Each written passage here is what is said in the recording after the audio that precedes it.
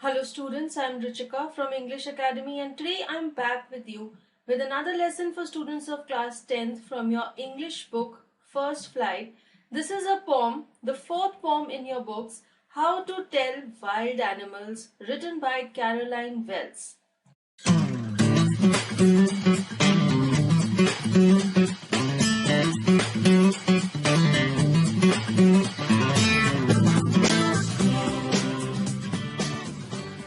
Lesson proceed करने से पहले I'll give you an introduction.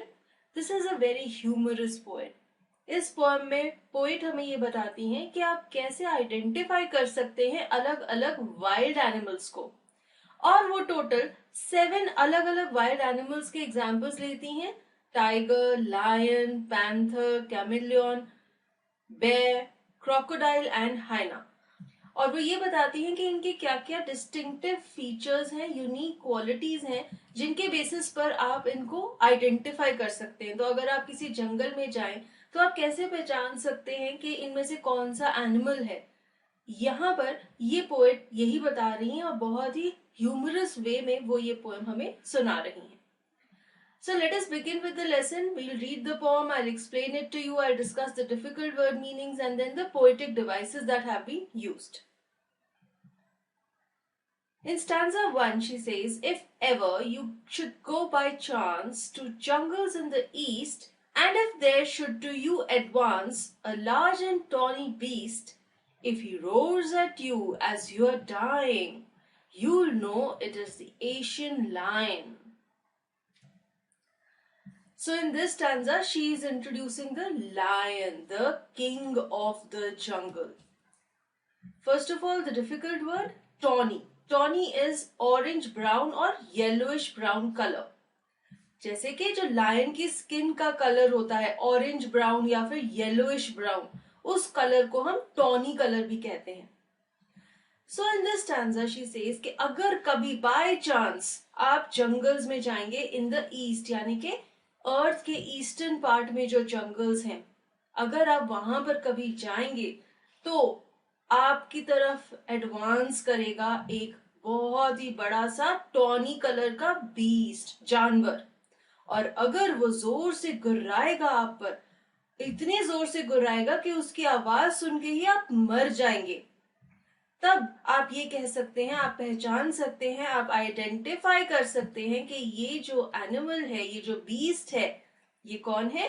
The Asian lion, the majestic Asian lion known as the king of the जंगल।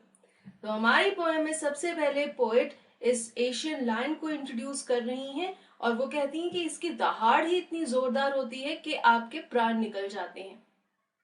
और वो कहती हैं कि अगर कभी बाय चांस आप ईस्टर्न पार्ट के जंगल्स में जाते हैं और वहां पर अगर एक बहुत ही बड़ा सा टॉन कलर का बीस्ट आपकी तरफ आता है और उसकी दहाड़ सुनते ही आपकी जान निकल जाती है, तो पहचान लीजिए कि ये एशियन लायन है। Now we see the next stanza. She says, or if sometime when roaming round a noble wild beast greets you with black stripes on a yellow ground, just notice if he eats you. This simple rule may help you learn the Bengal tiger to discern. यहाँ पर पहले difficult words देख लेते हैं। Ground means background, yellow ground means yellow colour का background. Noble means royal, belonging to aristocracy, belonging to the kings, royal. And discern means make out or identify, किसी चीज को पहचानना, क्या identification है उसका। So in the second stanza, which animal is she talking about? The Bengal tiger, the royal Bengal tiger. अब वो कहती हैं कि अगर कभी जब आप इधर उधर घूम रहे हो जंगल में, एक नोबल, एक रॉयल लुक वाला वाइल्ड बीस्ट, जंगली जानवर आपको ग्रीट करता है, यानी कि आपको वेलकम करता है, और उसकी जो स्किन है वो कैसी है? येलो बैकग्राउंड है और उसके ऊपर ब्लैक स्ट्राइप्स है। तो आप सबने टाइगर जंगल में या सच में ना देखा हो तो जू में या उसकी कोई इमेज देखी होगी। टाइगर की स्किन कैसी होती है? येलो कलर का बैकग्राउंड और उसके ऊपर ब्लैक स्ट्राइप्स। तो कहती है कि इस तरह की उसकी अपीयरेंस होती है और बचकर रहना क्योंकि ये आपको खा सकता है. So this is the difference between the Asian lion and the Bengal tiger. Asian lion के टाइम पर पोएट ने ये नहीं कहा था कि वो आपको खा लेगा, उन्होंने सिर्फ ये कहा था कि वो इतनी जोर से दहाड़ेगा कि उसकी दहाड़ सुन के ही आपकी जान निकल जाएगी. यहाँ पे वो कहती हैं कि ये आपको खा सकता है. फिर वो कहती हैं कि ये जो सिंपल रूल है, क्या सिंपल रूल है, कि ये जो बंगाल टाइगर है ये आपको खा भी सकता है. और इसी रूल के बेसिस पर आप आइडेंटिफाई कर सकते हैं कि ये बंगाल टाइगर है. So in this stanza, the poet is introducing the second beast of the jungle, that is the Bengal tiger. She says कि अगर कभी इधर उधर जंगल में घूमते हुए एक रॉयल टाइप के बीस्ट ने आपको वेलकम किया, जिसकी स्किन येलो कलर की है और उस पर ब्लैक कलर की स्ट्राइप्स हैं, और वो आपको अटैक करता है आपको खाने के लिए, तो आप ये कह सकते हैं कि ये जानवर कौन है, Bengal tiger. Now we see the next stanza.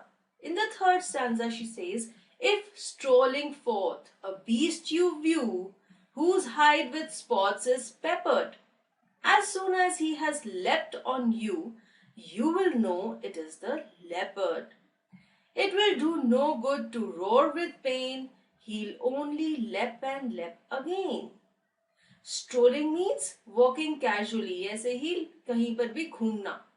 Forth means forward, आगे की तरफ चलना. Hide means the animal skin, तो यहाँ पर जब वो हाइड की बात कर रही हैं तो वो इस जानवर की स्किन की बात कर रही हैं. Peppered means here covered with spots, तो यहाँ पर जब वो पेपर्ड कह रही हैं वो कह रही हैं विद स्पॉट्स इज पेपर्ड, यानी कि इधर उधर ऐसे उसकी स्किन के ऊपर गोल गोल स्पॉट्स फैले हुए हैं. Left here the spellings are LEAPT, तो पोएट ने लेफ्ट के स्पेलिंग्स लिखे हैं LEPT, जबकि इसके एक्चुअल स्पेलिंग्स है LEAPT, तो उन्होंने ए को यूज नहीं किया है. इसका मीनिंग है taken a jump towards someone. Leap means किसी की तरफ छलांग लगाना, और उसका पास्ट फॉर्म है left. So in this stanza she is introducing the third wild beast, that is the leopard. And she says if strolling forth, यानी कि अगर आगे चलते चलते आप एक जानवर को देखते हैं जिसकी स्किन कैसी है, उसकी स्किन के ऊपर सारी तरफ स्पॉट्स लगे हुए हैं, गोल गोल राउंड राउंड बिंदियां सी हैं, और जैसे ही वो आपको देखता है वो आपकी तरफ लीप कर लेता है, यानी कि आपकी तरफ छलांग लगा लेता है, तब आप ये कह सकते हैं कि ये एनिमल, ये बीस्ट एक लेपर्ड है. और फिर वो ये कहती हैं कि अगर आप दर्द से चिल्ला रहे हैं तो कोई फायदा नहीं है, क्योंकि आपके चिल्लाने से ये जानवर बार बार आपको अटैक करेगा. He'll only leap and leap again. यहाँ पर भी उन्होंने लेप जो स्पेलिंग्स लिखे हैं LEP, ये LEAP की जगह यूज किए हैं, उन्होंने ए को डिलीट कर दिया है. तो लेप यहाँ पर क्या मतलब है, किसी की तरफ जंप करना, किसी की तरफ अटैक करना. So in this stanza, the poet is introducing the third wild beast, that is the leopard. She says उसकी बॉडी के ऊपर स्पॉट्स हैं, उससे आप आइडेंटिफाई कर सकते हैं कि ये एक लेपर्ड है. और दूसरा आइडेंटिफिकेशन ये है कि जैसे ही वो आपको देखता है वो आपकी तरफ छलांग लगा देता है आपको अटैक करने के लिए, और अगर आप अपने आप को बचाने के लिए या दर्द से रोते हैं, चिल्लाते हैं, तो कोई फायदा नहीं है, क्योंकि ये लेपर्ड बार बार आप पर अटैक करे. और एक और चीज मैं आपको यहाँ पे बताना चाहूंगी, that is a poetic licence. What is a poetic licence? Poetic licence means जितने भी पोएट्स हैं उनको ये फ्रीडम दी जाती है कि वो वर्ड्स के स्पेलिंग्स चेंज कर सकते हैं, क्योंकि वो अपनी पोएम में राइम या रिदम बनाना चाहते हैं. यहाँ पर देखिए, जब वो लेफ्ट और लेफ्ट में से ई डिलीट कर रही हैं, ये पोएटिक लाइसेंस के अंडर आता है. उन्होंने लेफ्ट के स्पेलिंग्स को चेंज कर दिया है, लीप के स्पेलिंग्स को भी चेंज कर दिया है, because she wants to create rhyme in her poetry. This is poetic licence. Now we move on to the next stanza. If when you're walking round your yard, you meet a creature there who hugs you very, very hard, be sure it is a bear. If you have any doubts, I guess, he'll give you just one more caress. Caress means a gentle, loving touch. प्यार से किसी को जप्फी डाल लेना. अब यहाँ पर fourth beast introduce हो रहा है, दैट इज अ बेयर। और पिछले 3 बीस्ट से इसकी पर्सनालिटी काफी डिफरेंट है। पोएट ये कहती है कि अगर आप अपने यार्ड में यानी कि अपने घर के गार्डन में घूम रहे हैं और वहां पर आप किसी क्रीचर, किसी अजीब से क्रीचर यानी कि लिविंग बीइंग से मिलते हैं जो कि आपको कस के जप्फी डाल लेता है, कस के पकड़ लेता है, तो आप कह सकते हैं कि ये कौन है, ये एक भालू है। तो भालू की क्या आइडेंटिफिकेशन है कि वो एक क्रीचर सा लगता है, वो 4 टांगों पर चलने वाला वाइल्ड बीस्ट नहीं लगता, थोड़ा सा ह्यूमन बींग्स की जैसी अपीयरेंस है उसकी। और वो क्या करता है, वो आपको जोर से हग कर लेगा। और फिर वो कहती हैं कि आपके जो भी डाउट्स है, यानी कि अगर आप श्योर नहीं है कि ये एक भालू ही है, तो कैसे श्योर हो जाएंगे आप, अगर वो आपको बार बार हग करेगा, बार बार आपको प्यार से टच करेगा, हग करेगा, तो आप कंफर्म्ड हो जाएंगे कि ये एक बेयर ही है। So this is a milder animal that she has introduced in the first stanza. अभी पिछले 3 स्टैंजाज में तो हमने बहुत ही वाइल्ड बीस्ट देखे थे जो कि आपको अटैक करेंगे, आपको खा जाएंगे। यहाँ पर वो कहती हैं कि बहुत ही लविंग और जेंटल सा बीस्ट है जो कि आपको कस के पकड़ लेगा, हग कर लेगा, जप्फी डाल लेगा। और श्योर होने के लिए आप कैसे कंफर्म होंगे कि ये बेयर ही है, क्योंकि वो आपको बार बार छूता रहेगा और प्यार से टच करता रहेगा। एक्चुअल में बेयर ऐसा करते हैं या नहीं करते, I am not very sure about it. So don't think कि अगर पोएट ने ऐसा कहा है तो बेयर हार्मलेस है, ऐसा नहीं है। You don't have to take her words to be realistic and believe in what she is saying. It's just the poem in which she is talking about the characteristics of different animals. तो हमने ये जो characteristics है इनको सच मान के ये नहीं सोचना कि बेयर हार्मलेस होता है और अगर आपको कोई भालू दिखे तो आप उसको जप्फी डालने चले जाओ, ऐसा बिल्कुल मत सोचना। ये सिर्फ पोएट की ओपिनियन है। अब हम आगे चलते हैं, let us C the next answer. Though to distinguish beasts of prey, a novice might nonplus, the crocodile you always may tell from the hyena thus. Hyenas come with merry smiles, but if they weep, they're crocodiles. Beast of prey means any animal that hunts other animals for food.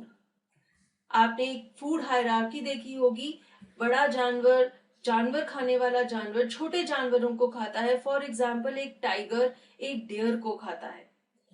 तो tiger क्या हुआ, a beast of pray, क्योंकि वो दूसरे जानवर को मारकर खा रहा है।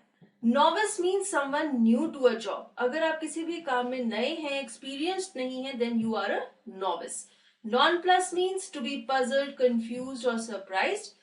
कोई हैरान है, कंफ्यूज हो गया है, उसके लिए एक वर्ड है non plus. So in this stanza the poet is introducing 2 animals, crocodile and hyena. वो इन दोनों में डिस्टिंग्विश करती हैं, दोनों का फर्क बताती हैं। वो ये कहती हैं कि एक नया इंसान जो कि अपने काम में नया है, वो कंफ्यूज हो सकता है, वो हो सकता है कि आइडेंटिफाई ना कर पाए कि बीस्ट ऑफ प्रे कौन सा है। हो सकता है उसे ये ना पता चले कि वो जानवर कौन सा है जो दूसरे जानवरों को मारकर खाता है। तो वो ये कह रही है कि अगर आपको भी इस चीज की नॉलेज नहीं है, आपको ये नहीं पता कि ऐसे खतरनाक जानवर कौन से हैं जो कि दूसरे लिविंग बींग्स को मारकर खाते हैं, तो आप कंफ्यूज हो सकते हैं, आप उन्हें पहचान नहीं पाएंगे। लेकिन आप हमेशा एक क्रोकोडाइल और एक हाइना के बीच में फर्क जान सकते हैं। क्या फर्क है दोनों में, वो कहती है कि जो हाइना होती है वो मेरी स्माइल्स देती है, यानी कि वो स्माइल करती रहती है। लेकिन जो क्रोकोडाइल है वो क्या करता है, वो वीप करता है, क्राई करता है, रोता है। So this is the differentiating factor. अगर आपको वैसे नहीं पता चल रहा कि 2 जानवर हैं, इनमें से क्रोकोडाइल कौन सा है और हाइना कौन सा है, और आप एक नॉविस हैं, आप एक इनएक्सपीरियंस्ड पर्सन हैं, आप कंफ्यूज हो गए हैं कि क्या ये खतरनाक बीस्ट है, क्या ये दूसरे जानवरों को मारकर खाते हैं, तो आप कैसे आइडेंटिफाई कर सकते हैं, जो हाइना है वो हमेशा स्माइल करती है और जो क्रोकोडाइल है वो रोता रहता है। नेक्स्ट आंसर में वो क्या कहती हैं, the true chameleon is small, a lizard sort of thing, he hasn't any ears at all and not a single wing, if there is nothing on the tree, it is the chameleon you see. यहां पर chameleon की बात हो रही है, जिसे हम हिंदी में गिरगिट कहते हैं। वो ये कह रही हैं कि कैमेलियन कैसी होती है, देखने में एक छिपकली जैसी ही होती है, उसके कोई कान नहीं होते, ना ही कोई पंख होता है। हाउ कैन यू आइडेंटिफाई कि ये कैमेलियन है? ना तो उसके कान होंगे, ना ही कोई विंग्स होंगे। फिर वो ये कहती हैं कि अगर आप जंगल में देखते हैं कि एक पेड़ है और उसके ऊपर कुछ भी नहीं है, तो आप क्या देख रहे हैं? आप एक कैमेलियन देख रहे हैं।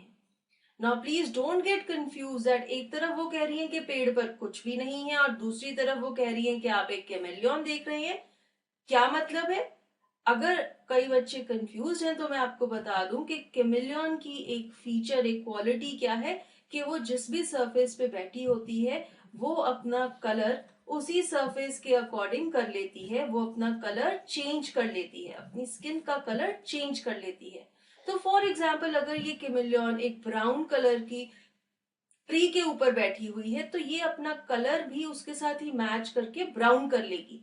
तो आपको क्या दिखेगा? आपको सिर्फ ब्राउन कलर का ट्री दिखेगा, उसके ऊपर बैठी हुई कैमेलियन नहीं दिखेगी। That is why she is saying that if there is nothing on the tree, it's the chameleon you C.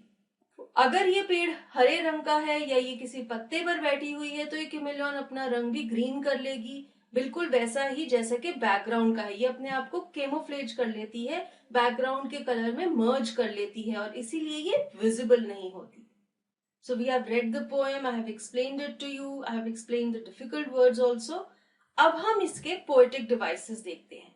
First of all, we'll discuss the rhyme scheme. Rhyme scheme क्या होती है? जितने भी लाइन्स की last words होते हैं, क्या उनमें कोई म्यूजिकल सिमिलैरिटी है, एक पैटर्न है? तो हाँ, इस पूरी पोएम में एक पैटर्न फॉलो हो रहा है। वो क्या है? ABCC। सारे स्टैंडर्स में आपको यही राइम स्कीम देखने को मिलेगी। यहाँ पर देखिए, चांस एडवांस राइम कर रहे हैं, इनको हम ए लिख लेते हैं। ईस्ट एंड बीस्ट राइम कर रहे हैं, इन्हें हम बी लिख लेते हैं। Dine and line are rhyming, we call it C. तो राइम स्कीम क्या बन गई? ABCC। That's what I have written here. The next device in this stanza is enjambment. Enjambment क्या होता है? अगर एक ही सेंटेंस दो लाइंस में चल रहा है without the use of any punctuation mark, यहां पर देखिए, and if there should do you advance a large and tawny beast, so the same sentence is continuing in the next line without any punctuation mark in the end of the previous line.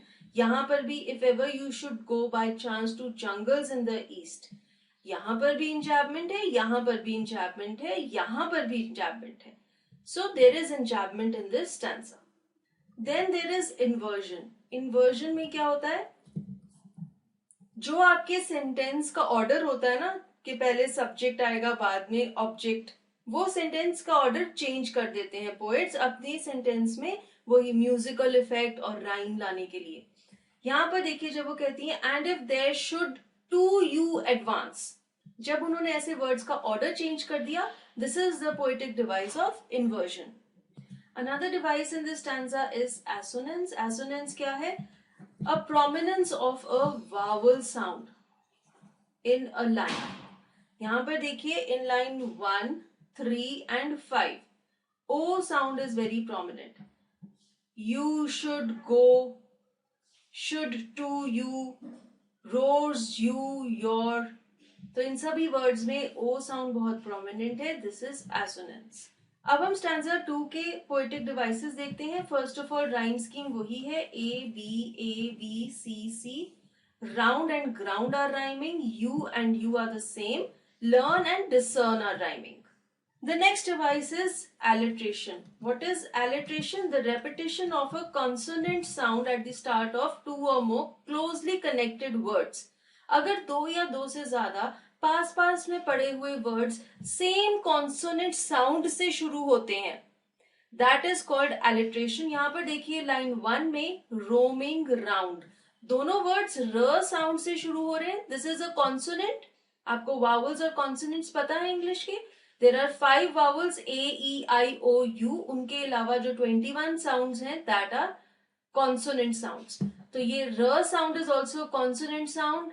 Two words closely placed beginning with the same consonant sound, this is alliteration. Again, there is inversion in this stanza also. This simple rule may help you learn the Bengal tiger to discern. वैसे the Bengal tiger बाद में आना चाहिए था. This simple rule में help you learn to discern the Bengal tiger, पर उन्होंने rhyme create करना है, दोनों वर्ड्स को एंड में रखना है, इसलिए उन्होंने इन्वर्जन यूज किया है. Then there is allusion also. When she is referring to the Bengal tiger, ये एक पर्टिकुलर स्पीशीज है टाइगर की जो कि बंगाल में पाई जाती है. और जब भी पोएट किसी भी फेमस पर्सनालिटी को, किसी फेमस प्लेस को रेफर करते हैं, that is the device of एल्यूजन.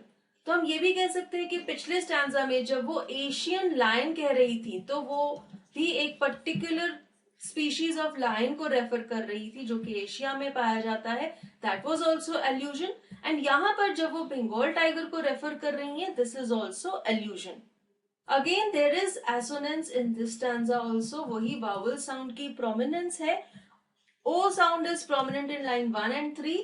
यहां पर देखते हैं, or some roaming round on yellow ground. तो यहां पर भी आप देख सकते हैं O sound is very prominent. अब हम stanza 3 के डिवाइसेस देखते हैं. राइम स्कीम वही है. A, B, C, C.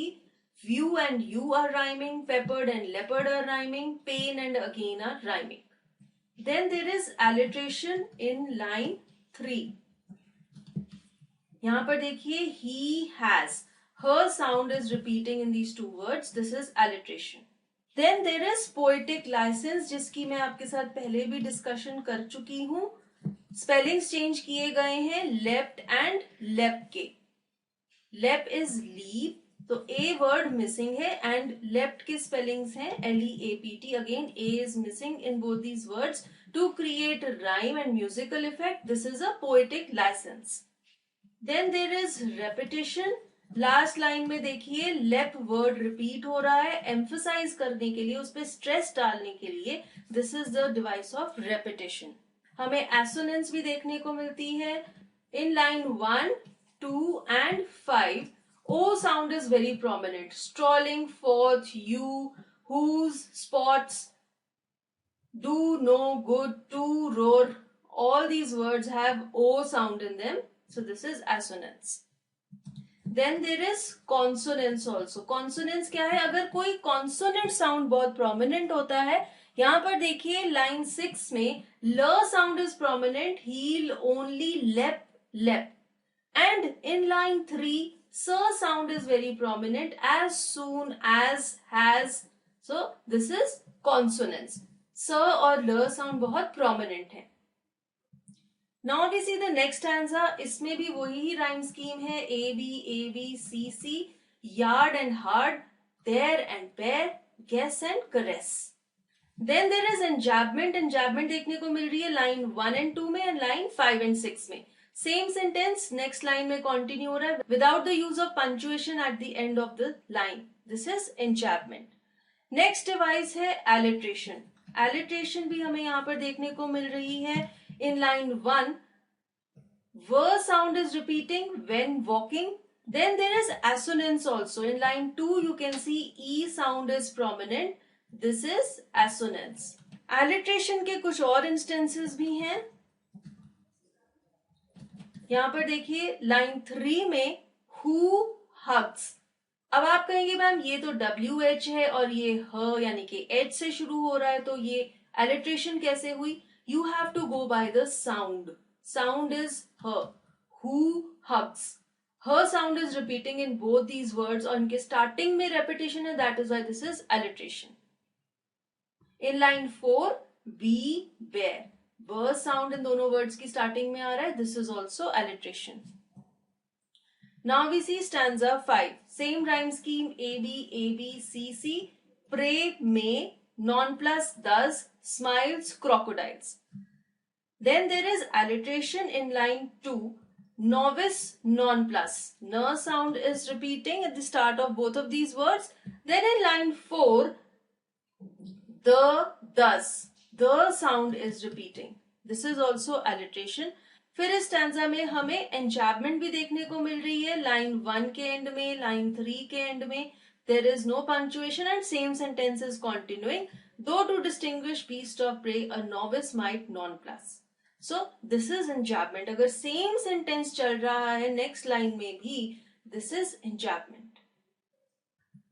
In stanza 6, the same rhyme scheme, A, B, C, C, small, all, thing and wing, tree and sea.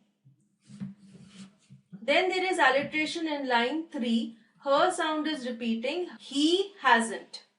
And then we can also see consonants in line 4. Single wing. G sound is repeating in these two words. Now if you are confused कि ma'am alliteration और consonants में क्या फर्क है?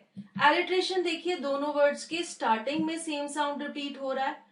Consonants में एक sound prominent है पूरी लाइन में, लेकिन वो साउंड कहीं पर भी हो सकता है, किसी वर्ड के मिडल में, किसी के एंड में और किसी के स्टार्टिंग में. So this is the difference between consonants and alliteration. And with this we come to an end of this lesson. We have read the poem, I've explained it to you, we've discussed the poetic devices also. Thank you for watching this video. I hope it was helpful to you. Please, if you have any comments, feel free to write in the comment section and hit the bell icon for notification regarding the next upload.